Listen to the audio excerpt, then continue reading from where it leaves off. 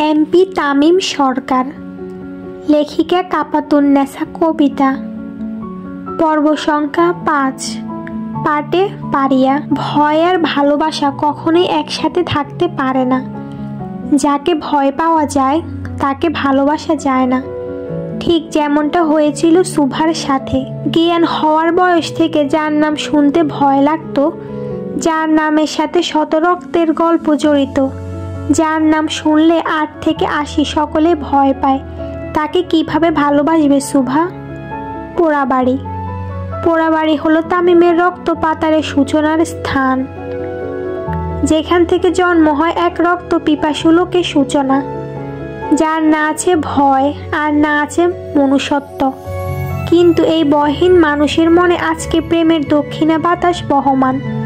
তামিম সরকারের মতো হৃদয়হীন লোকও যে কারো প্রেমে পড়তে পারে, এটা ছিল আরশিনগরের সব থেকে আশ্চর্যের বিষয়। তামিম সারা রাস্তা সুভার হাত ধরে থাকে আর এক দৃষ্টিতে তাকিয়ে থাকে। সুভাহ ভয়ে জড়সড় হয়ে বসে থাকে, না পারছে তামিমের হাত থেকে নিজেকে হাতটি ছাড়িয়ে আনতে, আর না পারছে নিজের মুখ আড়াল করে বসে থাকতে। গাড়িতে হঠাৎ ব্রেক পড়ায় তামিমের ধ্যান সরে যায় সুভার থেকে। কি কাকা, এত সুন্দর দৃশ্য দেখাতে বাধা দিচ্ছ কেন? আগে কর্তা, চলে এসেছি। তামিম সুভা থেকে নজর সরিয়ে বাইরে নজর দেয়। তামিমের গাড়ি আসার সাথে সাথে তার লোকজন গোল হয়ে দাঁড়ায় গাড়ির চারপাশে, আর তামিমের দরজা খুলে দেয়। দরজা খুলতে তামিম নেমে পড়ে। তামিম নামার সাথে সাথে আরেকজন সুভার দরজা খুলতে যায়। খবরদার, শি ইজ মাই লেডি, চোখ নামা। তামিমের কথা মতো সবাই জড়ো হয়ে দাঁড়িয়ে নিজের মাথা নিচু করে রাখে, আর তামিম অপর পাশে যে সুভার গাড়ির ডোর খুলে দেয়। তামিমকে ডোর খুলতে দেখে তার পঞ্চপাণ্ডবের চোখ কপালে উঠে যায়। তামিম সরকারও যে কারো জন্য এভাবে কাজ করবে, সেটা একদমই অবিশ্বাস্য। সাথে সাথে তারা চোখ নামিয়ে নেয়। তামিম ডোর খুলে তার হাত বাড়ায় সুভার দিকে। সুভা প্রথমে আমতা আমতা করলেও তামিমের চোখ রাঙানো দেখে সাথে সাথে তার হাত ধরে ফেলে আর গাড়ি থেকে নেমে পড়ে। তামিম সুভাকে গাড়ি থেকে নামিয়ে তার হাত ধরে সামনের দিকে যেতে থাকে। সুভা তামিমের পিছু পিছু হাঁটতে থাকে। তাদের সাথে তামিমের পঞ্চপাণ্ডবও পিছু নেয়। একটু দূরে যেতে তামিম দাঁড়িয়ে পড়ে তার পিছন পিড়ে। শালার ভাইয়েরা, ভাই ভাবির রোমান্স দেখতে যাচ্ছ সাথে, ভাগ এখান থেকে। তামিমের ধমক পাওয়ার সাথে সাথে সবাই যে যার মতো দৌড় দেয়, আর তামিমও সুভাকে নিয়ে একদম পোড়াবাড়ির মাঝে চলে আসে। তামিম সুভাকে মাঝে দাঁড় করায় আর সুভার 2 হাত ধরে। সুভা তখন মাথা নিচু করে দাঁড়িয়ে থাকে। তামিম সুভাকে কিছু বলতে যাবে, ঠিক তখনই সুভা অনুভব করে কিছু একটা পড়ে তার কাঁধ ভিজে যাচ্ছে। সুভা সাথে সাথে তার কাঁধের দিকে তাকায় আর আঁতকে ওঠে। সুভা ভয়ে নিয়ে তামিমের দিকে তাকায়। তামিম তখন স্ট্যাচুর মতো দাঁড়িয়ে আছে সুভার দিকে তাকিয়ে। ভয় আর আতঙ্কে সুভা নিজের জ্ঞান হারিয়ে তামিমের বুকে ঢলে পড়ে, আর তামিম তার শক্ত ভাও দিয়ে সুভাকে ধরে রাখে। সাথে সাথে তার পঞ্চপাণ্ডব হাজির হয়। তাদের মুখেও ভয়ের আভাস পাওয়া যায়। ভাই, ইস, কোনো কথা না। তামিম এক ঝটকা দিয়ে তার ধরে থাকা চাপাতিটা ফেলে দেয়, আর সুভার অন্য এক সাইড দিয়ে হাত পেঁচিয়ে নেয়। সুভাকে কোলে করে গাড়িতে বসিয়ে রেখে ডোর লক করে দেয়, আর খুব হিংস্রতা নিয়ে সামনে এগিয়ে আসতে থাকে। মাহির, চাপাতি দে। তামিমের হুঙ্কারের সাথে সাথে মাহির তাকে চাপাতি দিয়ে দেয়, আর তামিম তা নিয়ে সামনে এগিয়ে যেতে থাকে। তামিম সামনে এগিয়ে যেতে যেতে বোমা সাকিব বাইক নিয়ে চলে আসে, আর তামিম তাতে উঠে পড়ে। কিছুক্ষণ আগে তামিম সুভার 2 হাত ধরে তার মনের কথা বলতে যাচ্ছিল, ঠিক তখনই একটি উড়ন্ত চাপাতি সুভার কাঁধ বরাবর আসে, আর সাথে সাথে তামিম তা এক হাত দিয়ে ধরে ফেলে। চাপাতির গতি একটু বেশি হওয়ায় তামিমের হাত অনেকটা ক্ষত হয়ে যায়, আর সুভার কাঁধ ভিজে যায় রক্তে। এমন দৃশ্য দেখে সুবা নিজেকে ধরে রাখতে পারে না, নেতিয়ে পড়ে তামিমের পক্ষে। বর্তমান তামিম চাপাতি হাতে বাইক চড়ে দুজন লোককে তাড়া করে। লোক দুটো দৌড়ানোর গতি বেশ জোরে, কিন্তু যান্ত্রিক মেশিনের কাছে তাদের গতি কিছুই নয়, তাই খুব সহজে ধরা পড়ে যায় তারা। সাকিব চলন্ত বাইক থেকে নেমে পড়ে আর তামিম ফুল স্পিড দিয়ে সেই লোক দুটোকে ধরে ফেলে। লোক দুটোর কাছে যেতে তামিম বাইককে তাদের চারপাশে ঘোরানো শুরু করে আর ওপর হাতে থাকা চাপাতি দিয়ে তাদের মারতে শুরু করে। কোনো কিছু বলার সুযোগ দেয় না তামিম, হিংস্র বাঘের মতো ঝাঁপিয়ে পড়ে তাদের ওপর। দুজন লোকের রক্তের রাস্তার পায়ে লাল হয়ে ভরে যায়। কিছুক্ষণ পর তামিমের পঞ্চপাণ্ডব চলে আসে। সাকিব ভাই, এখনো উড়িয়ে দিতেছি। মানিক ভাই, সব ক্লিয়ার করতেছি। তামিম তার চাপাতিটা নিজের পাঞ্জাবিতে মুছে মাহিরের হাতে দিয়ে দেয় আর সিগারেট টান দিতে দিতে পোড়া বাড়ির উদ্দেশ্যে চলে যায়। তামিম পোড়া বাড়িতে এসে গাড়ির কাছে চলে যায় আর ডোর খুলে দেখে সুভা তখনও অজ্ঞান হয়ে আছে। তামিম সুভাকে কোলে নিয়ে পোড়া বাড়ির ভেতর চলে যায় আর সুভাকে নিজের কোলে বসিয়ে তার গালে কয়েকবার টোকা দেয়, কিন্তু সুভা ওঠে না। এই কাকা, আগে কর্তা, পানি নিয়ে আসেন তো। ড্রাইভার পানির বোতল এনে তামিমের হাতে দেয় আর তামিমের ইশারাতে চলে যায়। তামিম সুন্দর মতো একটু পানি নিয়ে সুভার মুখে ছিটে ফোঁটা দেয়। পানি দেওয়ার কিছুক্ষণের মধ্যে সুভা ধীরে ধীরে চোখ খোলে।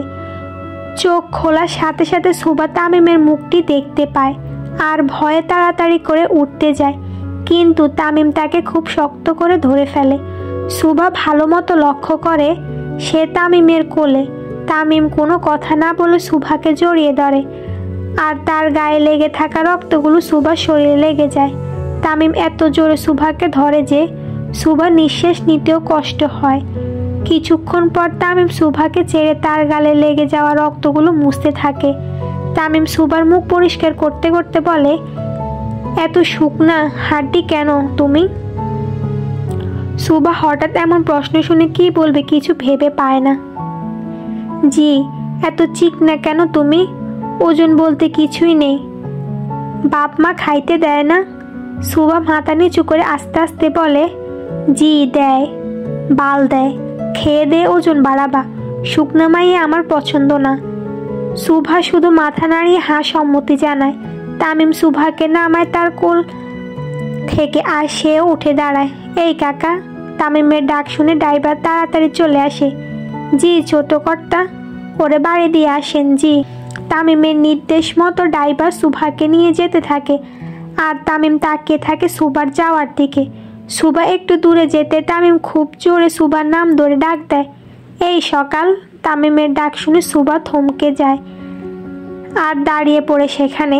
তামিম দৌড় দিয়ে সুভার কাছে চলে আসে আর তার মুখ বরাবর দাঁড়ায়। তোমার একটু জড়ায় ধরি? জি। Thank you. Tamim thank you দিয়ে সুভাকে জড়িয়ে ধরে আর সুভা হতবম্বের মতো দাঁড়িয়ে থাকে।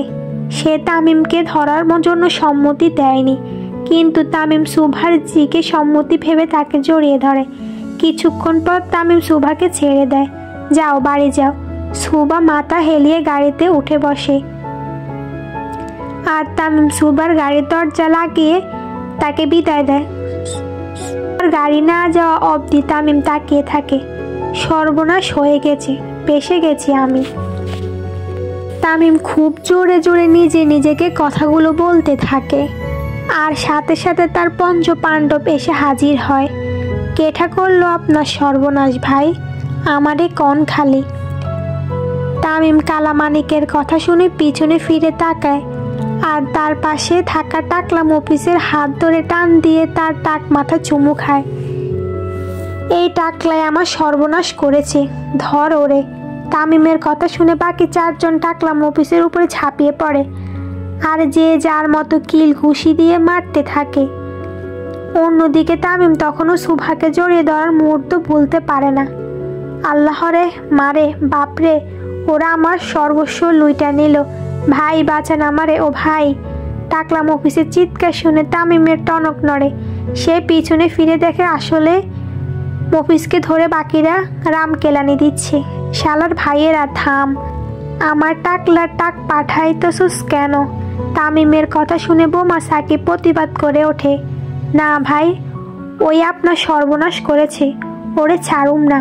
হ ভাই, আজকে ওরে সানডে মানডে ক্লোজ করমু। কালামানিক আর বোমা সাকিবের কথা শুনে তামিম নিজের মাথায় নিজে হাত দেয়। ওর মতো টাকলা আমার কি সর্বনাশ করব, চার ওরে। তামিমের কথা মতো সবাই টাকলা মফিজকে ছেড়ে দেয়, কিন্তু ততক্ষণে মফিজের অবস্থা শেষ প্রায়। মফিজের গেঞ্জি ছেঁড়া, জুতো ছেঁড়া, আর মুখের আকৃতি পায় 12টা বাজিয়ে দেয় তারা। মফিজ ধীরে ধীরে তার ছেঁড়া জুতোটা হাতে নেয় আর সামনে থাকা 4 জনের দিকে তাকায়। আবেগে যে তারা মফিজের 12টা বাজিয়ে ছেড়েছে সেটা এতক্ষণ বুঝে গেছে তারা। যে যার মুখের দিকে তাকায়, মফিজ নিজের জুতোর দিকে তাকিয়ে বাকিদের দিকে তাকায় আর খুব জোরে গালি দিয়ে তাদের ধাওয়া করে। আর বাকিরা যে যার মতো পোড়া বাড়ির আশেপাশে লুকিয়ে পড়ে, কারণ টাকলা মফিজ আজকে তার টাক দিয়ে বাকিদের শেষ করে বলবে নিয়ত করে ফেলেছে। আর তামিম তাদের এই দৃশ্য দেখে ব্রু কুঁচকে তাকিয়ে থাকে। কপাল করে 5টা সঙ্গী পেয়েছি, 5টায় 5 প্রকার পাগল। তাদের দৌড়াদৌড়ি এভাবে চলতে থাকে যতক্ষণ না তামিমের ঝাড়ি পড়ে। তামিম খুব জোরে ধমক দেওয়ার সাথে সাথে সবাই যে যার মতো করে দাঁড়িয়ে পড়ে। আর তামিম আশেপাশে তাকিয়ে কিছু একটা খুঁজতে থাকে। পায়ের কাছে মোটা লাঠি পড়ে থাকতে দেখে তামিম তা নিয়ে হাতে নেয় আর তাদের তাড়া করতে থাকে। ভাই খেপেছে রে, পালা শালার ভাইয়েরা। মাহিরের চিৎকারে শুনে বাকিরা যে যার অবস্থা থেকে লুকিয়ে পড়ে। এভাবে সারা বিকেল পার হয়ে যায় তাদের। খন্দকার বাড়ি। সারা রাস্তা সুভার খুব ভয়ে ভয়ে আসে। তার কাঁধে এখনো মানুষের রক্ত লেগে আছে আর সারা শরীর তামিমের। সুভা খুবই নম্র ভদ্র হওয়ার কখনো কোনো ছেলের সাথে মেলামেশা করেনি সে। পড়াশোনা ছাড়া কখনো বাড়ির বাইরেও বের হতো না সুভা, কিন্তু আজকে কেউ একজন তাকে জড়িয়ে ধরল। তার বয়সী মেয়েরা যেখানে এত অ্যাডভান্স, সেখানে সুভা নিজেকে রেখেছে অতি সাধারণ। প্রতিটি মেয়ের মতো সুভাও তার বিয়ে নিয়ে, জীবন সঙ্গী নিয়ে অন্যরকম চিন্তা করত। বান্ধবীদের সাথে আড্ডায় সবসময় সুভা বলতো খুব ভালো একজন মানুষের সাথে তার বিয়ে হবে, অতি সাধারণ একজন মানুষ তার জীবন সঙ্গী হবে। কিন্তু কে জানতো তামিমের এমন ডাকচটা মানুষের পাল্লায় পড়বে সুভা। বাড়ির সদর দরজায় দাঁড়িয়ে সুভা খুব আতঙ্কে থাকে। যদি তার মা জানতে চায় কি বলবে তাকে? কোথায় থেকে আসলো এত রক্ত তার শরীরে? সুভার চিন্তার মাঝে তার মা দরজা খুলে দেয়। কি রে, বাইরে দাঁড়িয়ে আছিস কেন? এমনি মা, আয় জলদি। সুভা মায়ের সাথে ভিতরে ঢুকে পড়ে আর মনে মনে দোয়া পড়তে থাকে যেন তার মা কিছু জানতে না পারে। মেয়েটা এখন কেমন আছে রে সুবু? কোন মেয়ে মা? আরে যার অ্যাক্সিডেন্ট হলো, তুই যাকে ধরে হসপিটালে নিয়ে গিয়েছিলি। সুভা তার মায়ের কথা মাথা মুন্ডু কিছুই বুঝতে পারে না, শুধু বোঝার চেষ্টা করে ঠিক কি বলতে চাচ্ছে তার মা। দেখছিস কত রক্ত লেগে আছে গায়ে, মেয়েটাকে অনেক ব্যথা পেয়েছে। সুভা তার মায়ের কথা এবার বুঝতে পারে, কিন্তু তার মাকে এই ঘটনাকে সাজিয়ে বলল। সুভার চিন্তার অবসান ঘটিয়ে তার মা জানায় তাদের বাংলা মিস জানিয়েছে কল দিয়ে, আর কালকে নতুন কলেজে নিয়ে অ্যাডমিশন করাবে সেটাও বলেছে। থাকে না এগুলো কার কাজ? সুভা তার মায়ের সাথে কথা বলে রুমে চলে যায় আর লম্বা শাওয়ার নেয়। সুভা তার চুল মুছতে মুছতে ফোনের টেক্সট আসার শব্দ পায়। চুল মুছতে মুছতে ফোনটা হাতে নিয়ে দেখে তামিমের টেক্সট। সুভা খুব দ্বিধা নিয়ে টেক্সটটা ওপেন করে। সাজবে আমার জন্য, তাছাড়া নয়। সুভা তামিমের টেক্সটের আগামাথা কিছুই বুঝতে পারে না। বিছানায় ছুঁড়ে বানে ফোনটা। পোড়া বাড়ির দেওয়ালের সাথে হেলান দিয়ে দাঁড়িয়ে আছে তামিম সরকার। একটা হাত দেওয়ালে ঠেকিয়ে রেখেছে আর অন্য হাত ধরে রাখা সিগারের ধোঁয়া ধীরে ধীরে বাতাসে মিলিয়ে যাচ্ছে। তামিমের আজকে আর তার মধ্যে নেই, আটকা পড়ে গেছে এক রমণীর মায়ায়। এই 28 বছরের জীবনে কোনো নারীকে স্পর্শ না করা আমি কিভাবে একটা 19 বছরের মেয়ের মায়া আটকালাম বলতো? তামিমের আবেগী কথা শুনে তার পঞ্চপাণ্ডবের মুখে হাসি চলে আসে। অবশেষে তামিম সরকারের মতো বদমেজাজি লোকও কারো মায়া আটকালো। সবই প্রেম ভাই, বহুত খারাপ জিনিস। যারে ধরে তেনা তেনা কইরা সারে। মানিকের কথা শুনে তামিমের মুড নষ্ট হয়ে যায়। শালার মুডটাই নষ্ট করে দিলি।